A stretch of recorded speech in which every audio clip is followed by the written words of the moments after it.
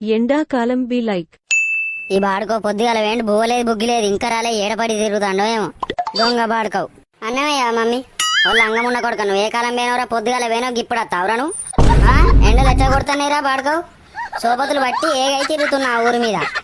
గిన్న ఉన్నాం చెట్టు కింద మళ్ళా మాట్లాడక బాడుకోవు ముఖం చూడు ఎట్లాగైందో నల్లగా చిన్న కొడతలేవురా ఎండలు అంటే చెప్పు తిన్నావు బాడుకోవు ముఖం అంతా నల్లగా అయితే పడ్డది బువ్వలేదు బుగ్గి లేదు పొద్దుగాల పోయిన బాడుకోవు